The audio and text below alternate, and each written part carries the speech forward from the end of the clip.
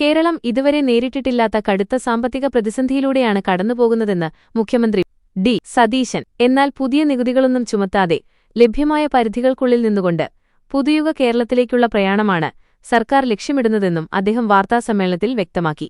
കേരളത്തിൽ അസാധാരണമായ ജനസംഖ്യാ വ്യതിയാനം ഉണ്ടായിട്ടുണ്ടെന്നും എന്നാൽ ഇതിനെക്കുറിച്ച് ഇതുവരെ കൃത്യമായ പഠനങ്ങൾ നടന്നിട്ടില്ലെന്നും മുഖ്യമന്ത്രി ചൂണ്ടിക്കാട്ടി. ഉന്നത വിദ്യാഭ്യാസത്തിനായി യുവാക്കൾ വിദേശത്തേക്ക് പോകുന്നത് തടയാൻ അന്താരാഷ്ട്ര നിലവാരമുള്ള പഠന സൗകര്യങ്ങൾ കേരളത്തിൽ തന്നെ ഉറപ്പാക്കുമെന്നും അദ്ദേഹം പറഞ്ഞു.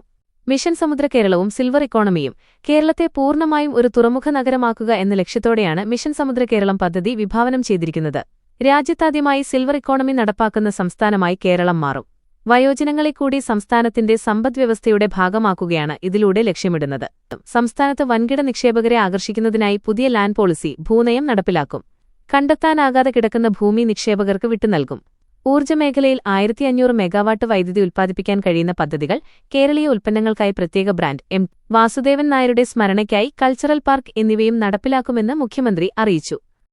21 ലക്ഷത്തോളം സന്തുഷ്ടരായ ഉപഭോക്താക്കളും 2 ലക്ഷത്തോളം തിമിര ശസ്ത്രക്രിയകളും പൂർത്തിയാക്കിയ മലബാറിലെ ഏക കണ്ണാശുപത്രി Al Salama high hospital, hospital road, Perinthalmanna. Budget സ്വകാര്യ നിക്ഷേപത്തെ പ്രോത്സാഹിപ്പിക്കുന്നതാണെന്ന പ്രതിപക്ഷ നേതാവിന്റെ വിമർശനം പൂർണ്ണമായും ശരിവയ്ക്കുന്നതായി മുഖ്യമന്ത്രി പറഞ്ഞു. സ്വകാര്യ നിക്ഷേപം കൊണ്ടുവന്ന് വികസനം ഉണ്ടാക്കുക എന്നത് തന്നെയാണ് സർക്കാരിന്റെ നയം. ഇതിനെ സ്വകാര്യവൽക്കരണമായി കാണാനാകില്ല. നിലവിൽ സർക്കാർ ജോലികൾ ഭൂരിഭാഗവും കരാർ അടിസ്ഥാനത്തിലാണ് നൽകുന്നത്. സ്വകാര്യ നിക്ഷേപം പ്രോത്സാഹിപ്പിച്ചില്ലെങ്കിൽ കേരളത്തിന് നിലനിൽപ്പുണ്ടാകില്ല. മുഖ്യമന്ത്രി വി. ഡി. സതീശൻ. പ്രതിപക്ഷത്തിനു മറുപടി. ഡിഎ കുടിശ്ശികയും ലൈഫ് മിഷനും. ഡിഎ കുടിശ്ശിക വരുത്തിവെച്ചത് മുൻ സർക്കാരാണെന്നും അതിനാൽ ഈ ചോദ്യം ചോദിക്കാൻ പ്രതിപക്ഷ നേതാവ് പിണറായി വിജയന് അർഹതയില്ലെന്നും മുഖ്യമന്ത്രി കുറ്റപ്പെടുത്തി.